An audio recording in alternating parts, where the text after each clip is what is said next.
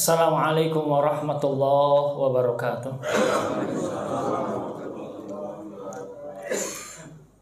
Innal hamdalillah nahmaduhu wa nasta'inuhu wa nastaghfiruh wa na'udzu billahi min syururi anfusina wa sayyiati a'malina. May yahdihillahu fala mudhillalah wa may yudlil fala hadiyalah. Asyhadu an la ilaha illallah wahdahu la syarikalah wa asyhadu anna Muhammadan abduhu wa rasuluhu la nabiyya ba'da. Allahumma salli wa sallim ala nabiyyina Muhammadin wa ala alihi wa ashabihi ajmain. Alhamdulillah bapak-bapak, ibu-ibu jamaah Masjidil Iman rahimakumullah. Bersyukur kepada Allah di awal tahun 1446 Hijriah. Hari ini kita berada di tanggal 1 Muharram, insyaallah ya. Ini tahun baru Islam yang juga tentu menjadi hal yang istimewa. Ya. Tapi kita pada hari ini ingin membicarakan sesuatu yang ya materinya agak mikir, mungkin agak mikir bahasanya. Jadi salah satu yang mungkin pernah dibahas juga di kesempatan sebelumnya oleh Ustadz yang sebelumnya, tapi saya ingin sampaikan lagi pada sisi yang mudah-mudahan lebih simpel. Ya, saya dahulu dengan atau judulnya ilmu waris yang dilupakan, karena memang Rasulullah SAW bersabda, hadis dari Abu Hurairah radhiyallahu anhu, ta'allamul faraid, ya. Kata ini perintah ya.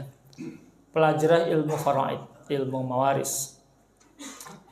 Karena ini perintah, walaupun nanti dihukum oleh sebagian ulama adalah hukumnya fardu kifayah. Ya. Fardu kifayah. Artinya memang diwajibkan dikuasai oleh sebagian orang, karena memang tidak semua orang punya ketertarikan dalam hal-hal yang kaitan dengan faraid. Ya. Wa'allimuha fa innaha nisful ilm. Ya.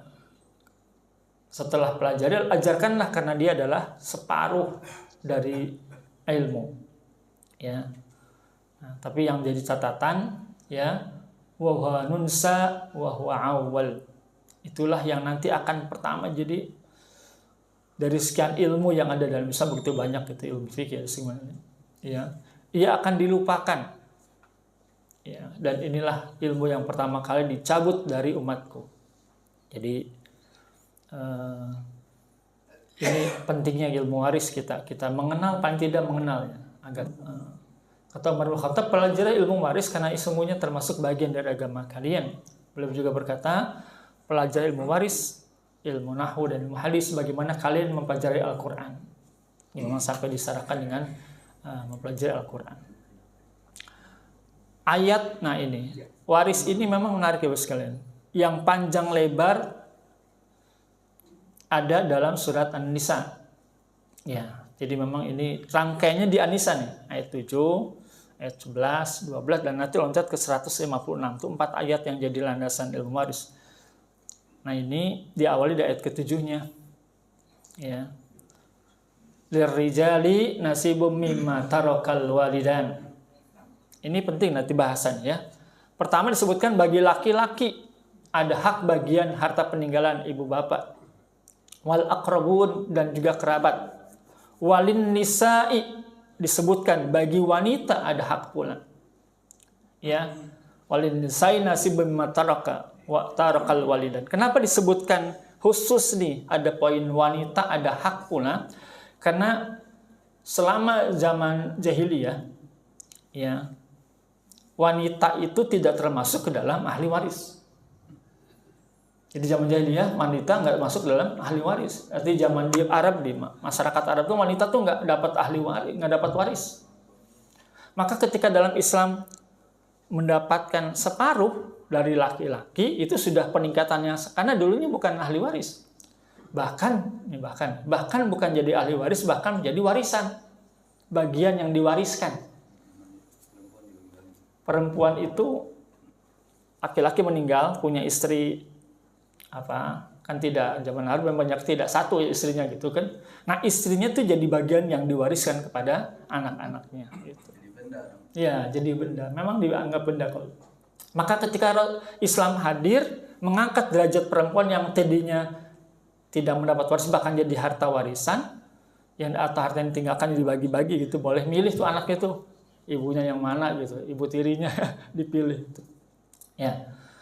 Nah, maka wanita diangkat derajatnya mendapatkan bagian dari harta warisan. Ya, itu aja masih protes gitu. Tapi kan cuma setengah gitu tuh. Kadang-kadang padahal sudah diberikan oleh Allah pengangkatan. Nanti ada alasan kenapa seperti itu, ada hal. Ya. Nah. Jadi ada sebutan ya. Mimma qalla minhu au katsur. Baik harta itu sedikit ataupun banyak. Ya, nasibam mafruḍa, bagian yang telah ditetapkan.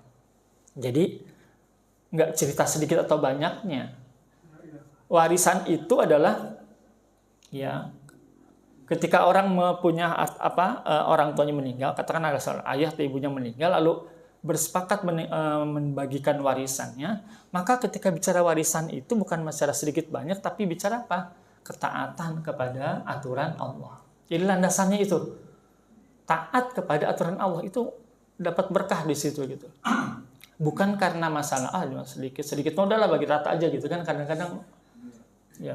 Tapi memang begitu, ada aturan-aturan yang sudah Allah tetapkan, dan itu kemauan dia untuk membagi hartanya berdasarkan hukum Allah ini menjadi sebuah catatan bahwa dia mau tunduk kepada aturan Allah.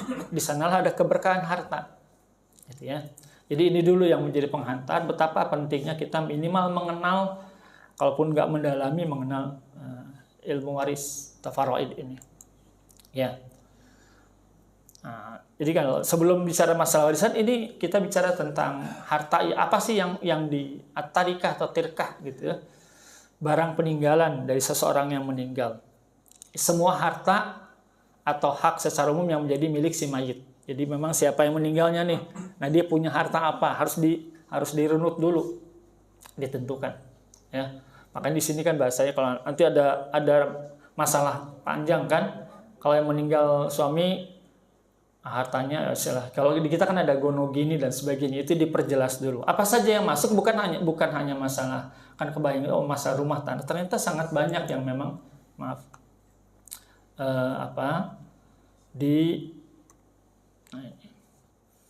ini harta bendanya ya. Harta saja apa saja yang masuk di dalam hitungan waris. Pertama, harta benda bersifat tetap, bangunan, tanah, kebun dan sebagainya.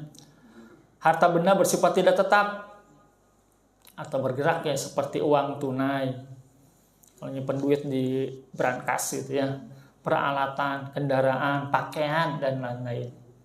Ya.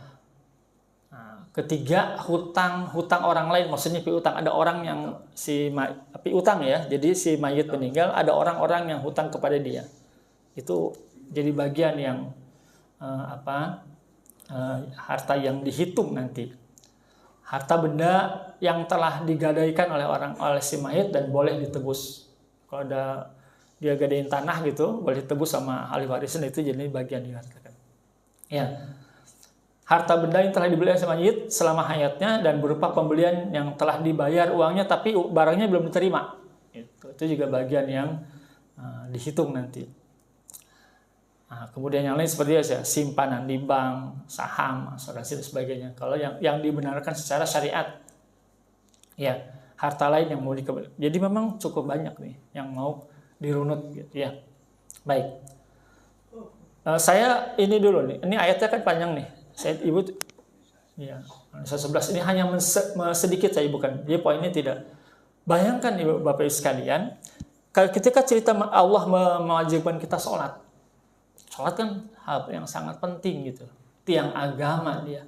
Tapi Al-Quran ketika bicara sholat hanya menyebutkan secara garis besar. Aqimus sholat.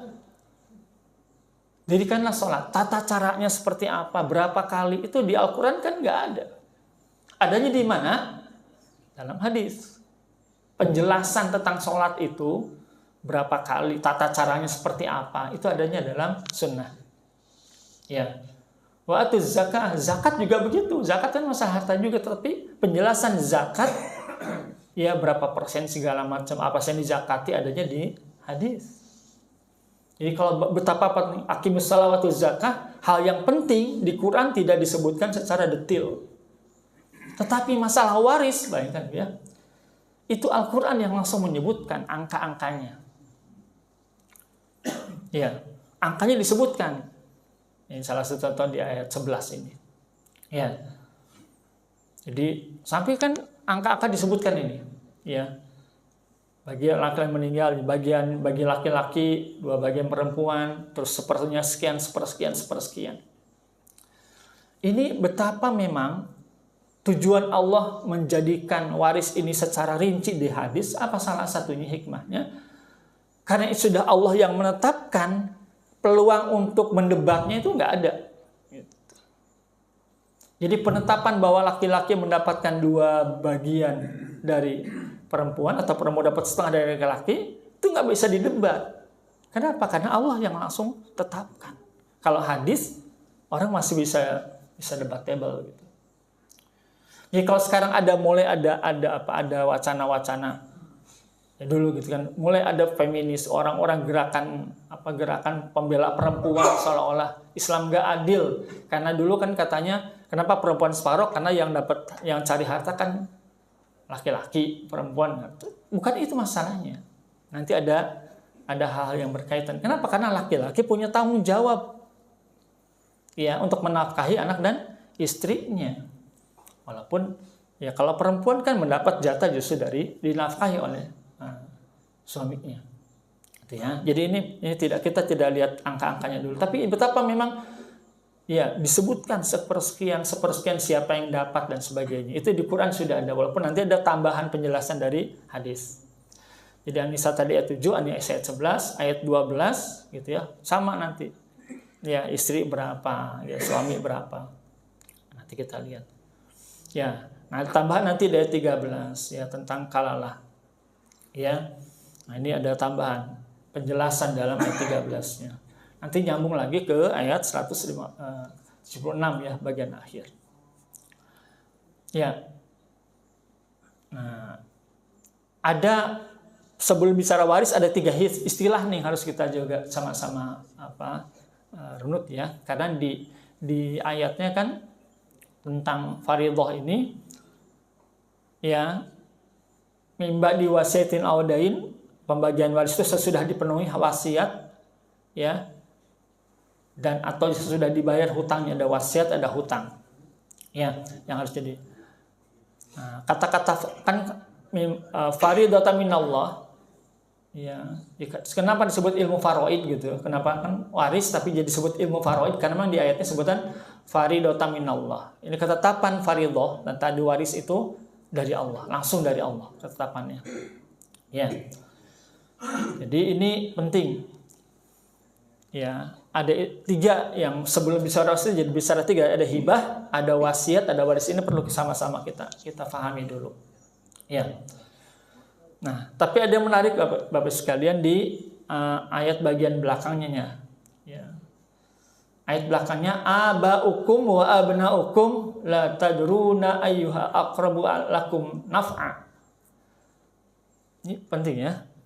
Tentang orang tuamu dan anak-anakmu, kamu tidak tahu siapa yang di antara mereka yang lebih dekat banyak manfaatnya bagimu. Ya. Faridatan minallah, ini ketetapan dari Allah. Innallaha kana aliman hakim. Allah itu Maha mengetahui lagi Maha bijaksana. Jadi jangan pernah mempertanyakan Allah nggak adil gitu. Karena Allah itu pasti tahu yang terbaik buat manusia, karena Allah juga Maha bijaksana. Ya. Kenapa ini penting? Tentang orang tuamu, anak-anak. Kamu tidak tahu siapa yang lebih dekat. Jadi gini Bapak Ibu sekalian. Ada kecenderungan seseorang, kita sama ya. Saya punya anak, Bapak Ibu punya anak. Kita tuh kadang-kadang punya kecenderungan untuk, ini si A ini istimewa gitu. Di antara sekian anak ya. Kita senang banget gitu sama anak tertentu karena punya prestasi kah, karena sifatnya baik dan sebagainya. Ada juga orang tua yang punya anak dikasih ujian, anaknya bandel dan sebagainya gitu. Nah, kata Allah, ini jangan sampai permasalahan ini menjadi salah satu penyebab nggak adil ujungnya. Gitu. Ya nanti, karena kita kata Allah, kamu tidak tahu siapa yang nanti yang lebih dekat memberikan manfaat. Ya, nggak tahu. Setelah dia meninggal, nggak tahu ternyata misalnya yang justru lebih berbakti itu anaknya yang dia tadi dianggap adil, karena dia bapaknya meninggal dia jadi tersadar. Oh salah, nggak tahu. Begitu pula orang tua. Jadi memang ini nggak, kata Allah, Allah yang lebih tahu. Ya, ini makanya ada kalimat itu. Ya abakum wa abnaukum, anak-anak kamu, ya bapak kamu, anak-anak kamu tidak tahu siapa yang lebih dekat memberikan manfaat setelah kaitannya setelah dia meninggal. Jadi nggak ada gitu istilah. Haknya nggak bisa dibedakan kalau bicara waris ya. Dia nggak pernah ngurusin mak bapaknya, yang ini ngurusin terus. Sama, haknya sama. Ya nanti ini memang penting. Ya makanya Allah katakan Allah Maha mengetahui dan Maha bijaksana. Baik, ya, ini lanjutannya, ya, sabda Rasulullah, ya dari hadis Bukhari ya, Innallaha qad a'ta kulladzi haqqin haqqahu fala wasiyata liwaris. Sesungguhnya Allah memberikan hak kepada setiap pemilik hak, maka tidak ada wasiat bagi ahli waris. Kita lihat bedanya. Hibah, wasiat dan warisan, biar kita dibedakan ya. Hibah itu diberikan ketika hidup, orang tua ngasih kepada anak, ya. Tetapi ada catatan nih, ulama sepakat harus jelas ada serah terima, bukan lisan. Bukan ngomong aja nih, ini tanah ini buat kamu, tapi nggak pernah ada eksekusinya, nggak ada tindak, apalagi nggak ada. Kalau sekarang bahasanya balik nama dan sebagainya gitu. Penyerahannya nggak bisa hitam di atas, harus memang minimal hitam di atas putih itu dalam karena tidak harus notaris ya. Apa yang memang dianggap sah. Jadi hibah itu diberikan ketika hidup dan diterima ketika masih hidup. Itu hibah ya. Orang tua ngasih sesuatu, nah itu, tapi harus ada real serah terimanya, bukan hanya omongan. Gitu ya. Jadi ada pemindahan hak secara hukum, secara jelas. Itu hibah. Kalau itu tidak dilakukan, berarti hibah dianggap nggak sah. Gitu, gugur itu. Walaupun pernah ngomong nih, nih tanah yang di sana nih buat kamu tuh. Kalau hanya ngomong begitu orang tua, itu nggak sah. Dan bukan juga wasiat. Iya. Kalau hibah tuh ada, udahlah diurus dan sebagainya gitu. Atau dibuat pernyataan tertulis dari orang tua. Baik, hibah diberikan ketika hidup, diterima juga ketika masih hidup, dua-duanya itu hibah namanya. Itu dibolehkan. Iya, nanti ada bahasannya. Yang kedua wasiat. Ya, wasiat itu beda. Wasiat akadnya dilakukan ketika hidup, tapi diserahkannya setelah meninggal. Jadi ada kalimat, kalau nanti bapak meninggal, kalau kalimat begitu ya, ada saksi berapa orang. Nih kalau bapak meninggal nih, nanti ini. Tapi ada catatan. Wasiat itu tidak boleh untuk ahli waris. Nggak boleh. Si bapak sebelum meninggal, udah pokoknya nih rumah semuanya buat anak saya yang paling bungsu nih. Itu bukan wasiat. Kalau buat anak, itu nggak boleh. Walaupun mau kita harusnya hibah gitu. Hibah tadi. Tapi hibah kan tadi harus diurus ketika masih hidup dan dieksekusi ketika hidup. Jadi kalau ada, walaupun tertulis ya, bikin surat wasiat gitu. Si bapak kan kadang-kadang itu bikin surat wasiat, ini tanah yang di sana buat siapa. Tapi kalau ada di situ disebutkan ahli waris, nggak sah. Itu wasiat yang batil yang tidak harus dilaksanakan. Jadi jangan merasa berdosa nih, ini wasiat bapak nih yang tanah sini buat bungsu gitu. Enggak, karena si bungsu mendapatkan bagian dari warisan. Ini memang untuk poin seperti ini para ulama saklek betul gitu. Ya, harus jelas gitu. Maka dibedakan tadi ya, hibah, wasiat dan warisan. Tidak boleh untuk ahli waris sekali lagi. Ya, maka di sini terbuka peluang. Salah satunya dalam kasus anak angkat. Nah, kasusnya anak angkat, karena di kita kan kadang-kadang main perasaan. Anak yang dipelihara sejak bayi ini anak angkat padahal. Apalagi dia yang ngurusin orang tuanya. Sejak kecil dia, ya pokoknya sampai dia anaknya nggak ngurusin, yang ngurusin anak angkatnya. Begitu meninggal, si anak angkat ini sebaik apapun dia nggak dapat hak waris. Maka punya peluang dari mana? Wasiat dari orang tuanya. Itu harus dibuatkan wasiat. Dan nanti eksekusinya setelah meninggal. Gitu. Jadi wasiat dilaksanakan. Tapi ada catatan juga. Maksimal sepertiga.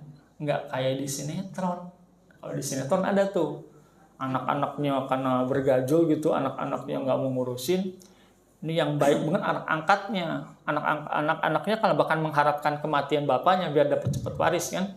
Begitu ini tiba-tiba ada notaris menyampaikan wasiat dari bapakmu. Ternyata semua harta ini untuk si anak angkat.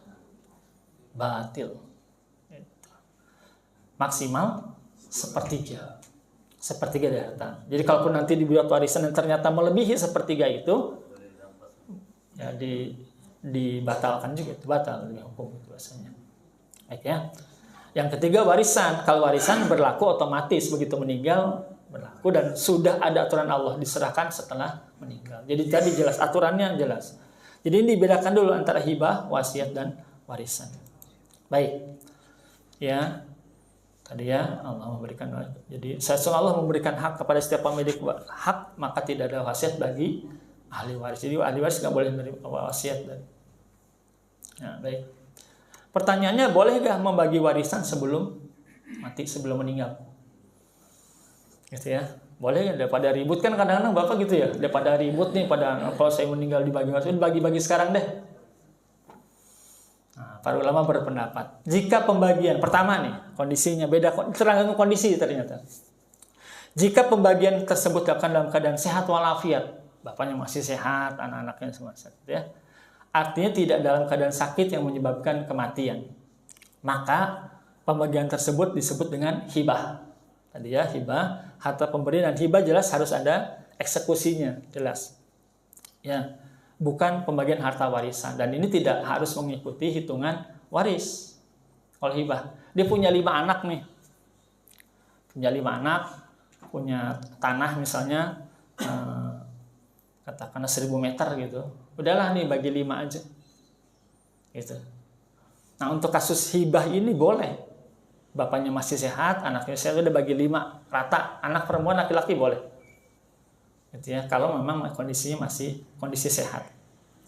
Bahkan untuk kasus hibah, kalau dia punya 5 anak, ternyata 1 anaknya meninggal, anaknya udah meninggal nih, ya.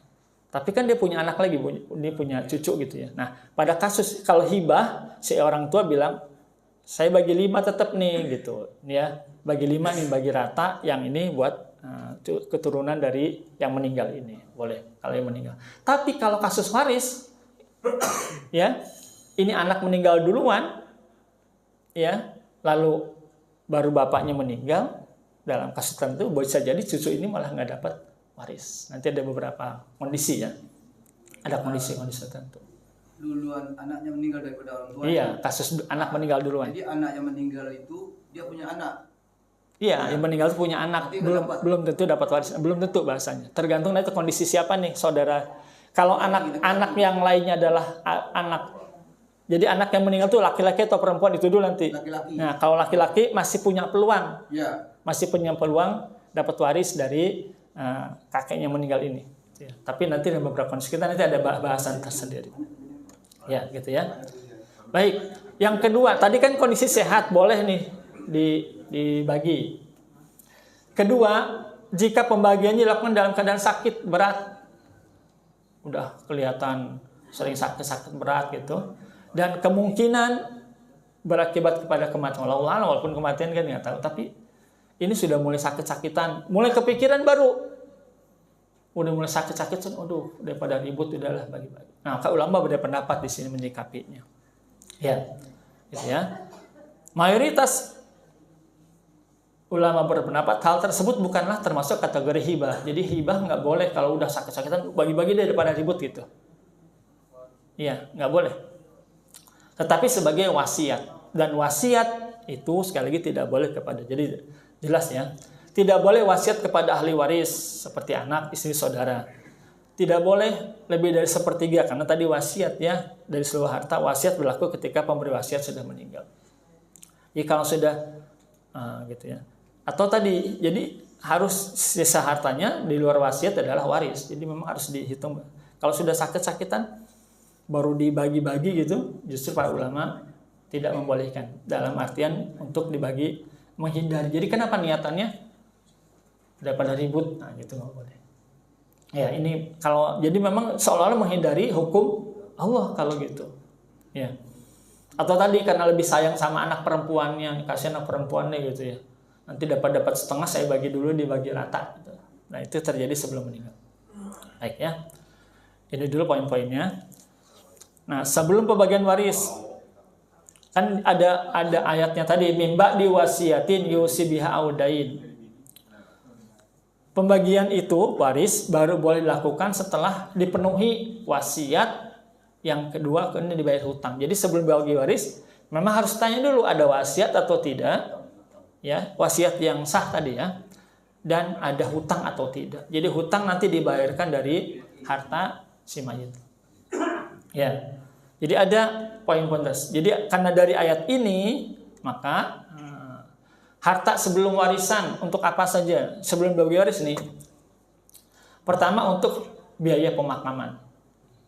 Ya, memang yang terbaik diambil dari harta si mayit. Gitu.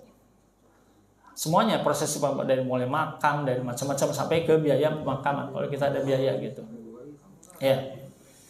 Itu. Bahasanya kalaupun nanti di masjid ada nih, nanti dibolehkan ada penggantian dari harta si mayit. Artinya itu yang terbaik. Jadi biaya pemakaman itu memang terbaik diambil dari harta harta sebelum dibagi waris. Yang kedua yang harus dibereskan gitu oleh hutang yang tergadai. Ya, bahasanya tadi ada hutang yang tergadai. Tadi ada tanah tergadai macam-macam tergadai itu diselesaikan. Yang ketiga melunasi hutang yang tidak tergadai baik sesama manusia ataupun agama. Maksudnya apa?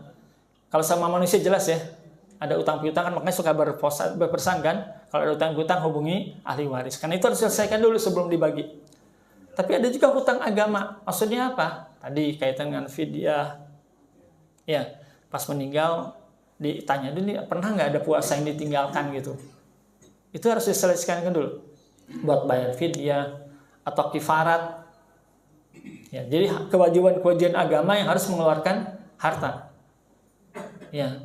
Nah, bahkan sebagian kalau di kampung nih memang karena ketidakpahaman. Kadang-kadang sampai akikah tuh.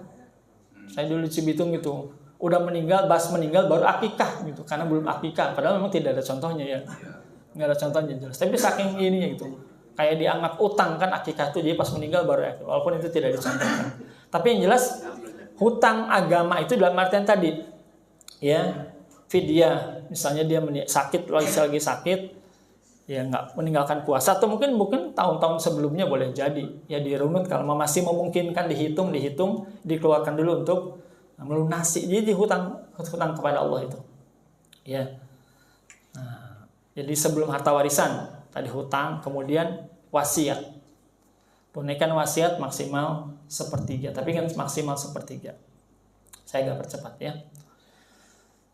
Baik, nah syaratnya gimana berlakunya pewarisan? Yang pertama kematian dari pemberi warisan yang sah secara hukum. Kematian yang sah secara hukum. Karena nanti ada ini sudah jelas meninggal baru jangan belum meninggal udah ribut waris gitu. Ada anak yang ngedoain gitu, kapan sih meninggal ini? Alhamdulillah ya. Jadi kenapa kematian itu ada dua jenis ya, mati hakiki, ada bukti jenazahnya gitu, ada surat kematian, ada jelas gitu kematiannya itu hakiki. Ada mati secara hukmi, ya tidak diketahui jenazahnya. Salah satu contoh tentang kasus orang hilang di laut atau hilang memang hilang nggak ada kabarnya, itu mati hukmi. Dihukumi mati tapi secara hukum jenazahnya nggak ketemu. Ya. Nah itu beberapa catatan ya. Nah, untuk yang kematian yang apa? Yang mafqud itu orang yang hilang, itu memang ada jangka nanti, ada jangka waktu tertentu ya. Jadi memang ini harus difahami ya. Jadi ketika belum jelas secara hakiki, belum mati secara hakiki, memang ada jeda waktu ya. Allah berbeda pendapat ulama, bahkan kalau yang saklek banget ya ada mazhab yang menyebutkan ya sampai 90 tahun baru dihukumi gitu kan. Lama banget 90 tahun dia. Tapi memang nanti ada kesepakatan gitu ya. Baik. Jadi pertama ada kematian yang dulu jelas si pemilik harta, yang kedua hidupnya ahli waris setelah wafatnya pemberi warisan tadi ya. Ahli warisnya masih hidup ketika si pemberi warisnya meninggal. Maksudnya kasus tadi kalau ada anak yang meninggal duluan ya, lalu baru bapaknya, maka si anak yang meninggal itu anaknya nggak dapat waris, si yang meninggal ini nggak dapat waris, nggak dapat ya. Nah, kalau cucu nanti ada beberapa kasus, nanti kita lihat di belakang. Ya, kemudian yang ketiga adanya hubungan sebab waris, jelas ya, nanti harus ada hubungan sebab waris. Baik. Nah, apa sebab waris itu? Ada 4 ya. Walaupun yang keempat ini sudah tidak berlaku. Pertama, nasab. Jadi orang mendapat warisan karena nasab, anak dan seterusnya. Kenapa dan seterusnya? Bisa anak, bisa cucu dan seterusnya kalau ada. Orang tua dan seterusnya. Orang tua, kakeknya, nenek dan sebagainya. Yang kedua, pernikahan. Karena sebab pernikahan suami atau istri. Pernikahan yang sah. Kayak repot ya kalau nikahnya. Gimana sah itu apa? Sah berdasarkan agama. Ya. Sahnya berdasarkan agama. Walaupun di bawah tangan, tapi kalau memang berdasarkan agama sah, ya harus sah. Ya. Ya kalau secara agama kan itu nikah. Kayak repot, nikah bawah tangan itu ada 2 istilah gitu ya. Ada yang karena dianggap tidak sah secara agama karena nggak ada kartu nikahnya, nggak surat nikah, tapi secara agama sah. Itu harus dapat, ya. Itu juga. Tapi kan harus ada saksi, pernikahan ada saksi, ya. Jangan tiba-tiba udah meninggal baru muncul saya istrinya gitu. Nah begitu malah ada. Ya, sirri itu ada 2 istilah sirri. Ya. Yang ketiga kekerabatan, saudara kandung, paman dan sebagainya. Ya. Lalu yang keempat tadi awal membebaskan budak. Ini kasus tapi sudah tidak kita bahas lah yang empatnya. Selain ada penyebab, ada penghalang juga. Harusnya dapat, jadi nggak dapat. Ya, ada mawani al-hirs. Ya, hak yang menggugurkan, jadi penyebab yang menggugurkan hak warisnya. Yang pertama jelas karena beda agama. Walaupun anak kandung, beda agama langsung gugur hak warisnya. Ya, istri, anak, siapapun yang beda agama langsung gugur hak warisnya. Ya, anaknya murtad gitu, udah jelas gitu. Atau memang beda agama dari awal, itu jelas. Nggak ada hak waris. Jadi dia nggak dihitung. Yang beda agama nggak dihitung. Karena waris adalah hukum Islam. Jelas. Yang beda agama nggak dapat. Jadi jangan nuntut. Ya. Yang kedua, sebab pembunuhan. Nah, ini justru penyebabnya. Anak pengen dapat waris justru ngebunuh bapaknya. Pengen cepat-cepat dapat warisan. Justru pembunuhan itu baik langsung ataupun tidak langsung. Langsung berarti kan jelas. Atau tidak langsung lewat tangan orang lain. Tapi ketahuan nanti secara hukum ketahuan. Justru karena sebab dia membunuh itu justru hilang hak warisnya. Iya, harusnya justru dihukum mati nantinya. Ya, sebab pembunuhan itu menghilangkan hak waris. Gitu ya. Jadi pembunuh itu ya anak membunuh bapaknya atau bapak membunuh anak sama-sama kehilangan hak warisnya. Yang ketiga budak, itu nggak kita bahas juga. Ini penghalang secara hukum. Ya. Yang D-nya anak di luar nikah dapat juga kan? Iya. Itu harus tambah D-nya tuh. Anak luar nikah ada apa harus? Oh, nanti ada bahasan. Oh ya. Jadi anak. Jadi memang ada anak teh harus anak kandung dan sebagainya. Ya. Betul. Diingatkan juga nanti anak termasuk anak yang karena tidak masuk dalam hitungan ya. Anak di luar pernikahan, betul. Satu. Mungkin terlewatkan juga saya nulis. Ada penghalang ahli waris karena ada ahli waris lain yang lebih kuat. Nah, ini kasus. Jadi kan daftar waris itu banyak, tapi tidak semuanya dapat warisan. Ada yang penghalang. Itu namanya hijab hurman, penghalang total. Maksudnya apa? Ya, tadi kasus tadi apa?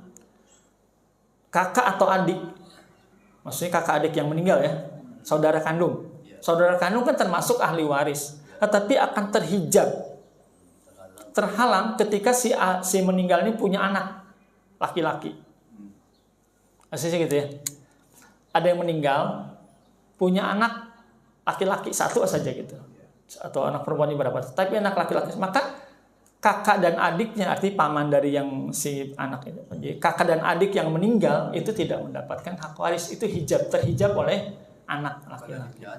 Kalau punya anak laki-laki, tapi kalau anaknya perempuan beda nih kasus. Kalau anaknya perempuan masih dapat, ya. Nah, itu maksudnya yang kedua, hijab nukson. Nanti ada beberapa. Jadi adalah ya penghalang itu tadi ya, ada hijab hurman, artinya memang terhalang total. Jadi nah, kalau kasus orang meninggal tidak punya anak, tidak punya anak kandung, maka tadi kakak dan adiknya dapat itu. Ya. Kakak dan adik yang meninggal. Laki dan perempuan sama. Kakak dan adik yang perempuan sama. Ya, dapat ya. Jadi tapi dengan adanya, kalau dia punya anak laki-laki, maka yang lain tertutup. Yang lain terhijab. Nah, ini jadi banyak kasus. Maka nanti beberapa hal. Kenapa? Dalam hal kasus yang meninggal itu masih muda, anaknya masih kecil, ya, anaknya masih kecil, yang menguasai harta itu kan anak yatim nih, berarti nih yang meninggal bapaknya masih muda, kaya, anaknya masih kecil, ya, yang ngatur pamannya, yang menguasai ke pamannya nih, yang menguasai harta pamannya kan. Nanti makanya beberapa ayat kalau dibaca An-Nisa itu ada peringatan. Kenapa kasus waris ini diingatkan perhatian kepada anak yatim, nggak boleh ngambil hak anak yatim itu di sini kasus gini. Si paman harus sadar bahwa dia apalagi punya anaknya laki-laki walaupun masih kecil. Si ponakan yang laki-laki ini berhak atas waris. Apalagi kalau kasusnya Bapak Ibu sekalian, anaknya laki-laki satu-satunya nih. Anaknya satu laki-laki. Bapaknya meninggalkan harta yang banyak.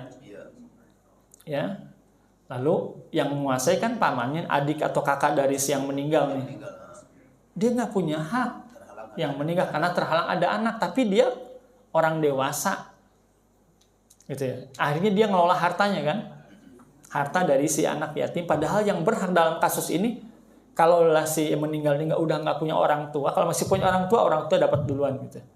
Kalau nggak punya orang tua juga yang meninggal ini, orang tua udah nggak ada semua. Haknya jatuh betul 100% ke anak laki-laki. Kalau anak perempuan enggak kasusnya. Kalau anak laki-laki semuanya jatuh tuh. Tapi yang menguasai pamannya. Nah, ini makanya di sini ada ayat tentang betapa dosa besarnya seseorang yang mengambil hak anak yatim itu, di antaranya ini kasus gini. Si paman menguasai harta, akhirnya ikut mengambil bagian. Bahkan yang ngasihnya sekedarnya ke anak ini.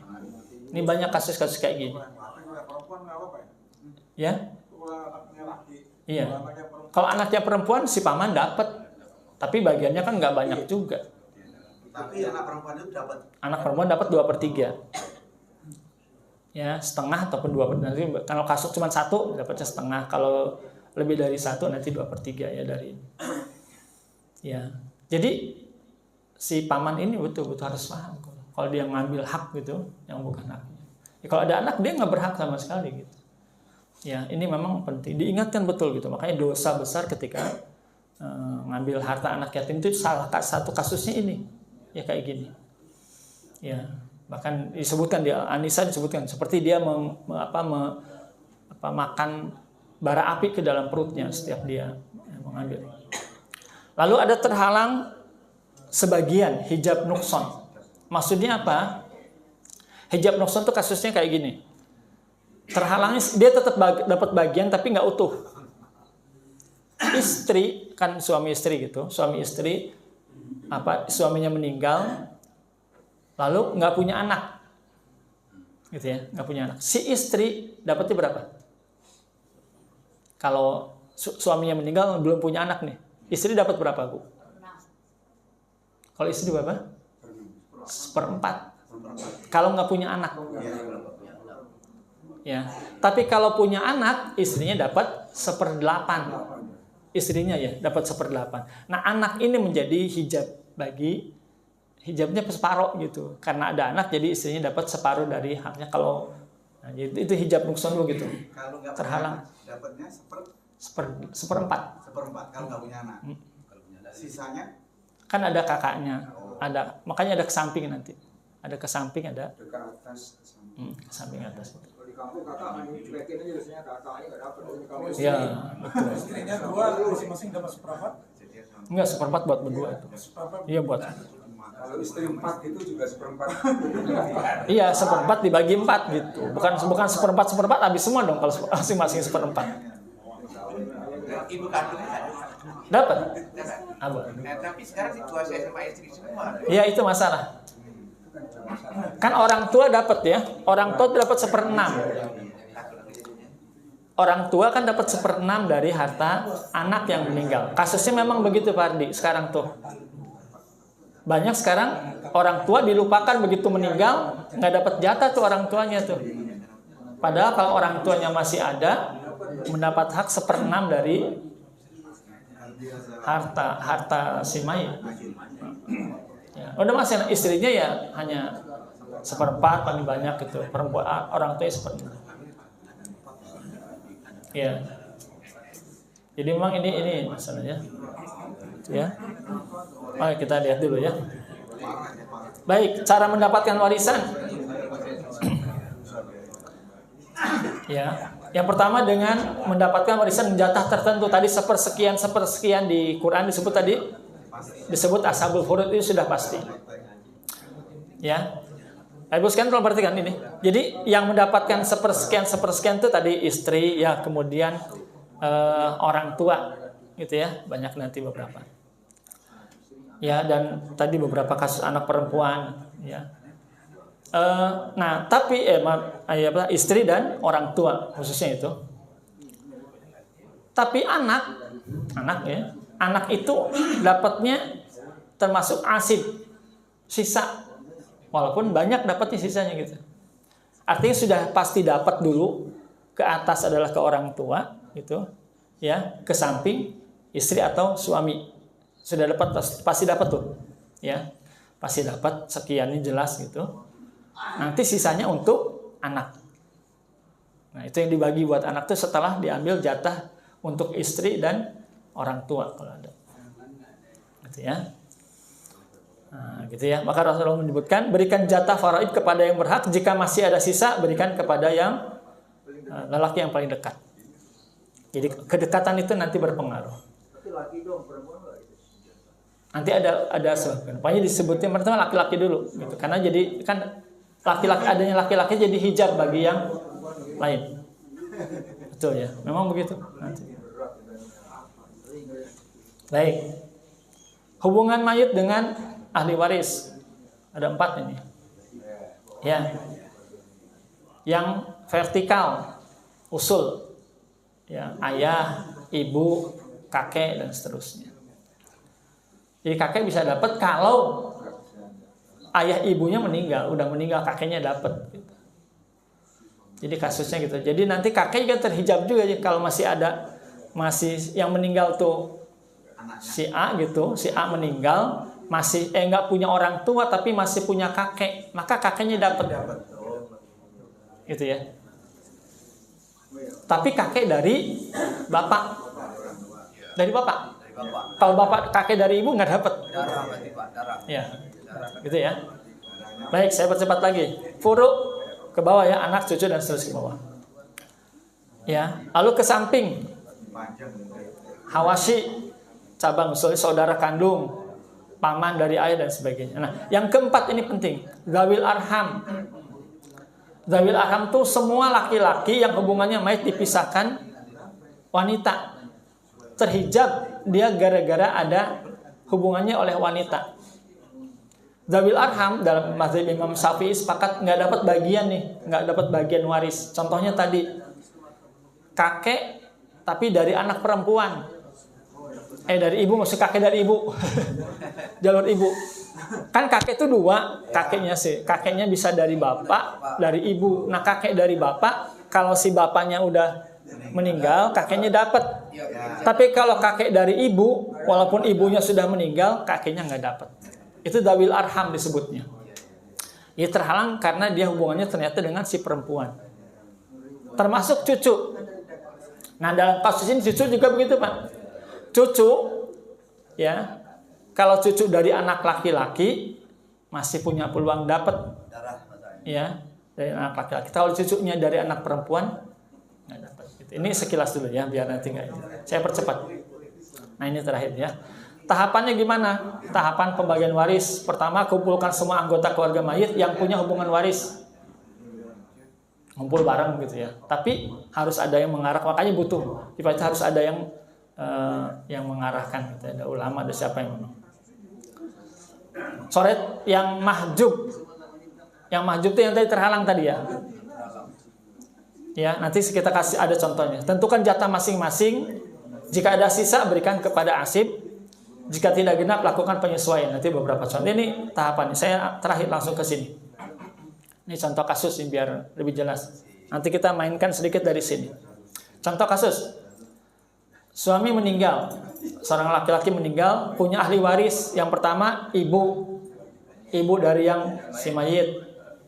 Istri ke-1 ada 3 anak laki-laki dan 2 anak perempuan. Ini kasusnya bukan punya 2 istri. Istri pertama meninggal, nikah lagi, dapat anak lagi. Jadi anak istri pertama dapat 3 anak laki-laki, 2 anak perempuan. Istri kedua setelah jadi istri meninggal lalu nikah lagi dengan istri kedua, ya, punya anak laki-laki 1 dan anak perempuan 2. Terus punya saudara kandung 2 laki-laki si yang meninggal ini. Istri kedua tadi masih ada saat suami meninggal. Jadi pas suami meninggal, istri keduanya masih ada, tapi istri pertama sudah meninggal. Istri pertama sudah meninggal tadi sudah ya. Nah, gimana kasus ini? Ya, tadi dulu.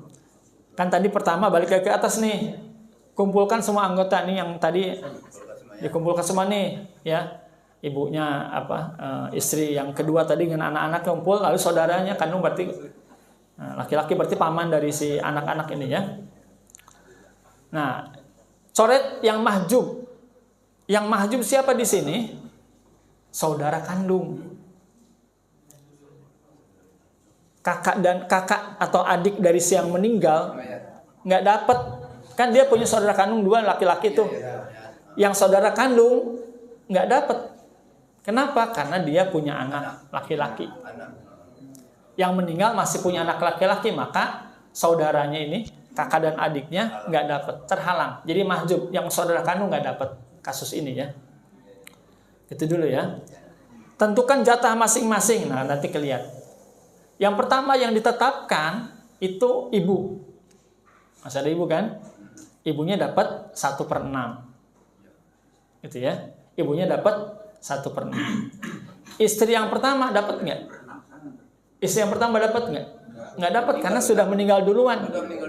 Istri pertama nggak dapat karena sudah meninggal duluan. Tapi anaknya dapat nggak? Anaknya dapat kan, anak kandung kan tetap kan? Gitu ya. Jadi hak anak istri pertama dan istri kedua sama nggak haknya? Sama. Gitu ya. Sama-sama anak kandung. Jadi nggak boleh ini kan dari istri kedua gitu. Enggak.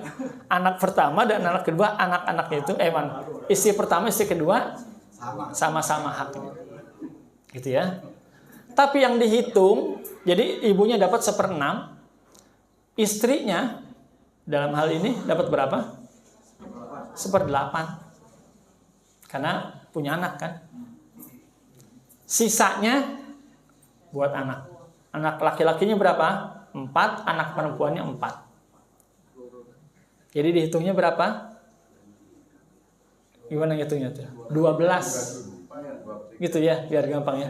Dari sisa tadi, setelah buat ibunya 1/6, buat istrinya 1/8. Sisanya ke anak-anaknya. Baginya bagi 12. Ya. Kenapa tadi laki-lakinya 4, perempuannya 4, yang laki-laki kan kali 2. Ngitungnya gitu. Jadi 8. Nah, ya. Yang jadi hartanya nanti per 12 gitu. Nah, itu ya nanti laki-laki dapat 2/12, yang perempuan dapat 1/12 gitu. Secara singkatnya begitu. Ya. Nah, itu kita nggak usah pusing, itu udah dibantu kalkulator segala macam. Nah, kasusnya kalau sekarang anaknya perempuan semua, nih kasus contoh dari kayak gini juga. Kasus gini tapi anaknya perempuan semua, saudara kandungnya dapat nggak? Dapat di sini. Itu ya. Jadi bedanya gitu Bu ya. Kalau anaknya perempuan semua, saudara kandungnya masih dapat. Ya. Kasus kayak gitu ya. Jadi memang gitu. Kasus kalau ada anak angkat dapat nggak? Anak angkat dapat nggak? Nggak dapat. Nah gitu ya. Jadi memang ini yang dalam penghitungan kayak gitu. Tapi yang penting dari ini adalah Bapak Ibu sekalian, minimal kita ada gambaran dulu. Ya ada gambaran bahwa memang tidak semuanya karena kedekatan jadi dapat segala macam. Jadi ada poin-poin tertentu yang, nah kita lihat sekarang Bapak Ibu sekalian. Jadi mudah warisan itu kalau memang keluarganya normal, umum bukan normal, umum aja gitu. Ya, ada istri, ada anak, udah tuh. Apalagi ada anak laki-laki, udah ketutup semua tuh yang lainnya. Jadi kalau sudah ada anaknya laki-laki, berarti harta warisan hanya untuk siapa? Istri, orang tua, sama anak, selesai. Akan agak melebar kalau ternyata yang meninggal itu tidak punya anak. Ini agak melebar nih. Agak pusing nih, agak harus ada lihat nih kanan kiri kan tadi haknya ke kanan kiri dulu kan. Yang terdekat siapa? Kakak dan adik si mayit. Jika nanti merasa gimana ponakan gimana, kadang-kadang ada yang merasa dekat gitu ya. Jika hanya karena jadi memang bukan perasaan, bukan main perasaan. Hukum itu tidak bersisi perasaan gitu, nggak enak nih gitu. Nah termasuk tadi cucu dari anak perempuan. Ini jadi masalah nih. Cucu dari anak perempuan kan nggak dapat secara nilai ini ya. Kenapa? Nah gimana caranya? Makanya ayat-ayat tentang waris senantiasa didahului dengan kerelaan untuk berinfak atau memperhatikan anak-anak yatim itu dulu. Dia boleh dapat jatah, kesepakatan dari ahli waris, ini kasih dulu nih buat cucu ini nih. Di luar pembagian waris ya, disisihkan dulu nih. Nah, dari yang cucu dari anak perempuan dikasih dulu dia nih. Baru nanti sisanya dibagi. Sesuai dengan aturan. Jadi memang ada beberapa sisi lah waris ini. Tapi yang penting adalah bagaimana kita menyadari bahwa tadi poin-poin tentu. Apa saja yang kewajibannya, hibahnya ada nggak, ya Pak? Lalu wasiatnya apa, hutangnya, itu yang bereskan. Baru yang lain. Allah a'lam bishawab. Jadi Bapak Ibu intinya memang menarik ya masalah waris. Kalau memang nanti kita terus Bapak Ibu pelajari lagi. Tapi paling tidak kita punya gambaran tambahan sehingga ternyata kadang-kadang yang tadi kasus kata Pak Jeko kayak gitu main perasaan kan, anaknya atau cucunya itu memang harus kita sadari betul. Agama sudah mengatur dan Allah langsung mengatur, nggak bisa dikutak-atik gitu. Ya, tinggal kita mengikuti saja dan itu ada nilai kebaikan, pasti ada nilai kebaikan di dalamnya. Ya, mudah-mudahan saya dan Bapak Ibu semua mendapatkan petunjuk dari Allah untuk bisa terus mengikuti syariah ini secara benar, terbimbing gitu ya. Dan insya Allah kita mau terus belajar karena segala bagian dari ini nilai kesadaran kita insya Allah.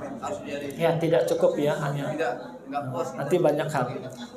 Baik ya, ini hanya beberapa contoh kasus dan ini ya ada di sekitar kita juga kasus-kasus kayak gitu kan. Potensinya sangat besar. Di antara Bapak Ibu ada anak-anaknya perempuan semua, di antara warga kita ada yang tidak punya anak lalu mengangkat anak dan sebagainya. Kita minimal paham secara ininya. Kasus kayak gitu misalnya ada seseorang menikah lalu punya harta banyak, suami istri ini lalu mengangkat anak, begitu meninggal si laki-laki yang meninggal kan kepikiran sama orang udah berarti istrinya dapat begitu, istrinya semua, padahal nggak bisa. Ya, istri kalaulah si suami meninggal tanpa anak, istri dapat berapa tadi? Seperempat. Nanti karena itu sudah ayat langsung ngomong gitu ya, ayatnya yang benar. Jadi mah nggak bisa. Orang tua masih dapat. Jangan dia meninggal, hartanya kemana tuh? Iya, kan dia punya adik, punya orang tua, punya orang tua sama ke kiri kanan. Ya kalau bujangan gitu, ke orang tua sama ke kiri kanan. Ini kan kita sekilas bisa dapat pendapatan kan? Ya, insya Allah. Baik ya. Nanti kita coba ya. Nanti mudah-mudahan ini studi kasus yang memang menarik ya. Kita nanti bisa ngobrol-ngobrol ya. Untuk kasus-kasus tertentu bisa ngobrol. Diobrolkan. Baik, sudah melewati waktu. Mudah-mudahan ada manfaatnya bagi saya dan bagi Bapak Ibu sekalian. Dengan sebuah harapan tentunya Bapak Ibu sekalian, kita semua terus mau belajar ya untuk kasus seperti ini. Jadi gini Bapak Ibu sekalian, ini sebelum tutup, dasari bahwa keinginan kita untuk taat dan tunduk kepada aturan Allah itu poin pentingnya. Bahwa kita membagi waris bukan berdasarkan nafsu gitu ya. Nah, berdasarkan kesadaran bahwa kita ingin sesuai dengan aturan syariat. Itu dulu penting. Di sana ada keberkahan. Pentingnya begitu ya. Jadi kalau Bapak, misalnya ibu-ibu terutama senang, wah, kita udah bagi rata aja, udah padahal waris ini dapatnya banyak perempuan, ibu-ibu dapat banyak misalnya karena dibagi rata, tapi nggak ada keberkahan di sana karena nggak sesuai dengan aturan. Poinnya begitu, ya. Poinnya begitu insya Allah. Ya, mudah-mudahan sekedar insya Allah saya berlindung kepada Allah dari hal-hal yang kurang dalam pembahasan ini, dan insya Allah kita akan terus punya belajar ya insya Allah. Lebih kurang maaf saya cukupkan. Assalamualaikum warahmatullahi wabarakatuh.